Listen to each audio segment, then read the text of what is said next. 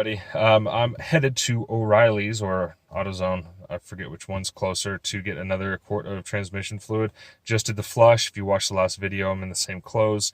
I'm going to drive down there. I thought this would be a good time to review the Hydra from PowerHungryPerformance, I believe it is.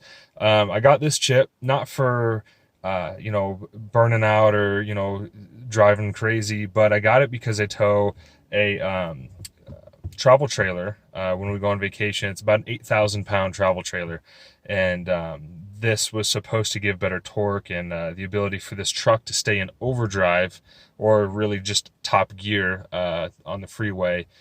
So it actually is probably the best thing that's ever happened to this truck. With different tow tunes in it, you can get like a 25, a 40, and I think a 65 horsepower tow tune. Substantially increases the torque in this vehicle. I can just cruise 65 miles an hour with overdrive on, and RPMs are around 2,000, and whatever hills within reason on the freeway here in California, it just goes up no problem without having to downshift. So it has made it so much more enjoyable to drive while towing. And then the daily driving tunes, I think I have mine on the 65 horsepower daily driving. It just wakes the truck up. I cannot believe how much better of a truck this is with that $300 part. Best $300 I've ever spent.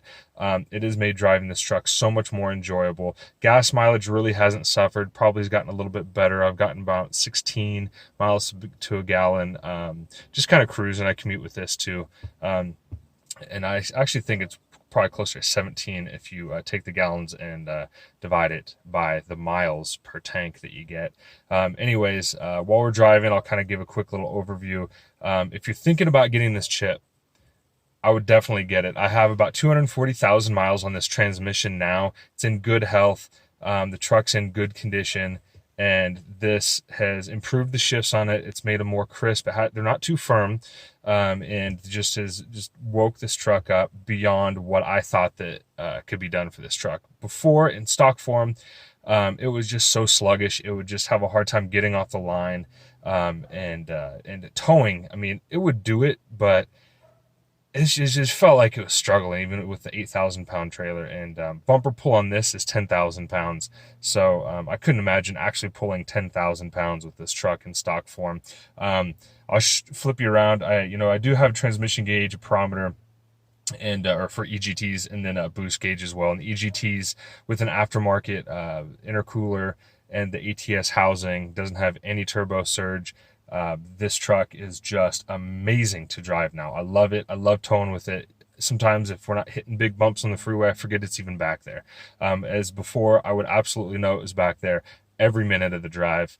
And so once we get going, I'll kind of give you a rundown and hopefully and safely be able to record a couple of acceleration episodes for you, just to kind of compare it to stock. I'm not going to put it to stock, but I'll just give you kind of the rundown and see the speedometer and the tach and how they change versus what you would see in a stock form if you're driving your truck. So give us a minute, and then we will report back.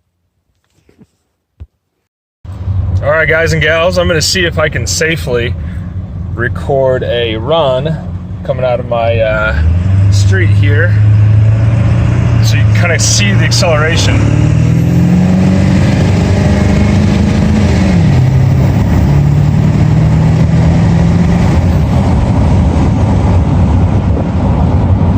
So it's just so much more responsive, so much more quick. I really didn't get on it in the entirety. It wasn't the full capability of the, I think it's an 85 horsepower daily driver. But what a great chip. And I know I couldn't really get the boost on there, but the boost was, it goes up to 20, 23, I think. And which isn't much over stock, I understand, but at the same time, it gets there quicker. Whereas in the stock mode, you couldn't push 20 psi until the RPMs were close to 3,000 RPM, but it spools up quicker, giving you more power down low, more torque, and more acceleration, obviously. So mean, just with that, it's just phenomenal response. The EGTs climb quick, not near as quick as in the 140 horsepower extreme mode, which produces a decent amount of smoke. Nothing crazy, but you know, I would say maybe a responsible amount of extra smoke. Nothing to piss anybody off. I guess it depends on where you're driving. Up here, nobody really cares. But anyways, yeah, I mean, it's just what an awesome device, and PowerHungryPerformance really nailed it. And I know those guys have a lot of experience doing this, and so anyways, yeah, that was the acceleration. I'm not going to go too much into like the install and things like that, because there's a lot of videos up there on YouTube that probably explain it a lot better than I would.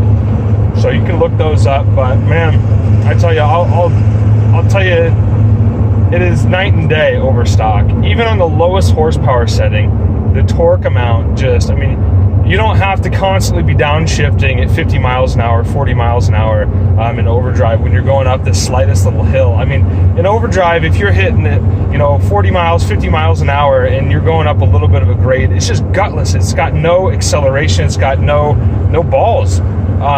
And you know, like, I don't need a crazy amount of acceleration in this truck, but the drivability is what I was after. All right, so we'll see if we can actually see the boost gauge.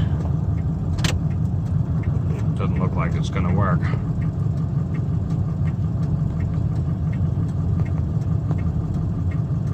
There we go. All right, so see if we can do a run safely. This is an 85 horsepower tune. Get it going. All right, so you can see EGTs are good. Man, it really throws you back. Anyway, so there you have it. Little run to about 60 miles an hour, and yes, it did it that quick. And you can see it spools up quicker, holds a little bit of boost, which is super nice.